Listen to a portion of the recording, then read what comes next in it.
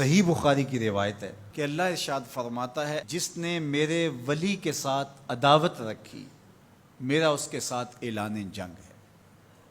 تو پھر کتنا حساس معاملہ ہو گیا جب ولی کی عداوت، ولی کی دشمنی اللہ سے دشمنی قرار پائی کہ اب اس کا میرے ساتھ اعلان جنگ ہے، تو اب پھر ہمارے لیے ضروری ہو گیا کہ ولی کو پہچانے کہ ولی ہے کون، کہیں ہم اس کی مخالفت نہ کر بیٹھیں اور ہم اللہ جل شانہ کے قہر و غضب کا شکار نہ ہو جائیں۔ تو یہاں اسی حدیث میں جو بخاری کی میں نے آپ کے سامنے رکھی کہ میرا بندہ فرائض کی ادائیگی کے بعد کثرت نوافل سے میرا قرب حاصل کر لیتا ہے، پھر آنکھیں اس کی ہوتی ہیں، قوتیں میں ڈال دیتا ہوں، ہاتھ اس کے ہوتے ہیں لیکن پکڑنے کی توانائی خاص اس میں ڈال دی جاتی ہے۔ فَكُنْتُ سَمْعَهُ الَّذِي يَسْمَعُ بِهِ، کان اس کے ہوتے ہیں لیکن وہ میری اس دی ہوئی خاص قوت سے سنتا ہے۔ ہاتھ اس کے ہوتے ہیں لیکن پکڑائی کی قوت خاص طور کے اوپر میں اس میں ڈال دے۔ پاؤں اس کے ہوتے ہیں لیکن وہ میری عطا کردہ خاص قوت سے چلتا ہے۔ آصف بن برخیہ آنے واحد کے اندر تخت بلقیس لے آیا کہ نہ لے آیا؟ قرآن نے بیان کیا ہے نا، آنے واحد میں 1 مہینہ جاتے ہوئے لگتا تھا، 1 مہینہ آتے ہوئے لگتا تھا۔ حضرت سلیمان علیہ السلام نے کہا کہ بلقیس آ رہی ہے، بس وہ شہر سے باہر پہنچ گئی ہے، تو کوئی ہے جو اس کا تخت لے کر آئے، اس کے آنے سے پہلے حاضر کر دے۔ اور وہ تخت مکفل کر کے آئی تھی، 60 ہاتھ چوڑا تھا، 80 ہاتھ لمبا تھا اور کئی ہاتھ موٹا تھا۔ تو کہا کوئی ہے جو اس کے آنے سے پہلے لے آئے؟ قال عفریت من الجن، ایک جن کھڑا ہو گیا، کہا حضور میں لے آتا ہوں۔ کب لاؤ گے؟ کہا کہ مجلس برخاست ہونے سے پہلے پہلے تخت آ جائے گا۔ بڑی بات تھی، لیکن رسول اللہ نے کہا نہیں، مجھے اس سے بھی پہلے چاہیے۔ کیا شان ہے، پیغمبر تھے، کہا مجھے اس سے بھی پہلے چاہیے۔ تو پھر کیا ہوا؟ قرآن پڑھیے، قال الذی عندہ علم من الکتاب، جس کے پاس کتاب اللہ کے علم کا کچھ حصہ تھا۔ زبور ساری کا عالم نہیں تھا، زبور کی کچھ آیتوں کا عالم تھا۔ اس نے کہا انا آتی کا بہ، جی حضور میں لے آتا ہوں۔ یہ تو دوپہر تک لا رہا ہے، تم کب لاؤ گے؟ کہا قبل ان یرتد الیک طرفک، آپ آنکھ بعد میں جھپکیں گے، تخت پہلے پڑا ہوگا۔ یہ قرآن نے کہا ہے نا۔ اور ابھی حضرت سلیمان نے آنکھ جھپکی نہیں تھی تو تخت سامنے پڑا تھا۔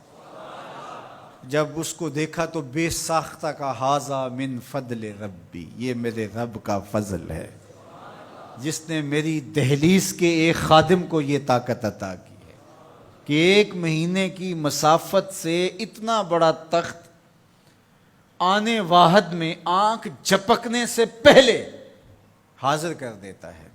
آنا آتی کا بے ہی، لفظ سنیے، آنا میں، آتی کا آتا ہوں، بے ہی اس کو ساتھ لے کے، یعنی میں ابھی گیا اور ابھی آیا اور تخت بھی لے آیا، اور وہ وہاں سے غائب بھی دکھائی نہیں دیا اور تخت بھی وہاں موجود تھا۔ اور حضرت سلیمان نے کہا کہ یہ میرے رب کا فضل ہے، اور اس کہانی کو میرے رب نے قرآن میں بیان فرمایا۔ جو کرامات پچھلے انبیاء علیہم السلام کی امتوں کے اولیاء کو حاصل تھیں، وہ اس امت کے اولیاء کو بھی حاصل ہو سکتی۔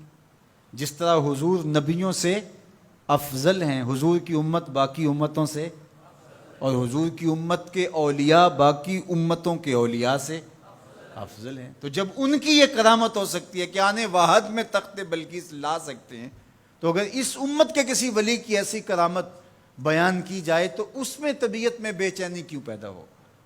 یہ تو حضرت سلیمان کی امت کے ولی کو بھی اللہ کمال دیا ہے، تو محمد عربی کے غلام کو کیوں نہیں دے سکتا؟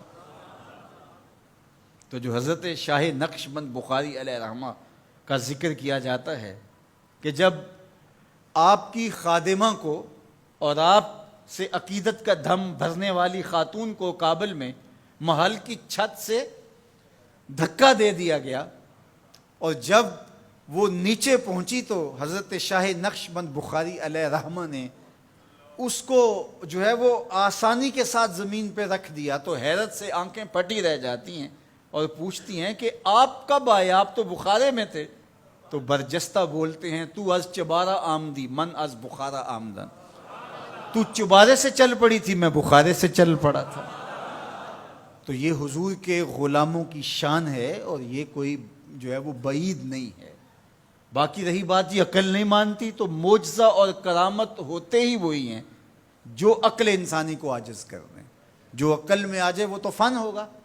ما یعجز بہ العقل، عقل کی جہاں پہنچ نہ ہو، جو ظاہری اسباب سے ماورا ہو، جو چیزیں ما فوق الفطرت ہوں، تو انہیں ہی تو کرامت، قدرت یا معجزہ کہا جاتا ہے۔ اور اگر وہ عقل اور فہم اور ادراک میں آ جائیں تو پھر جو ہے وہ کیا ہو، تو اس کی نظیر ہمارے پاس قرآن میں موجود ہے۔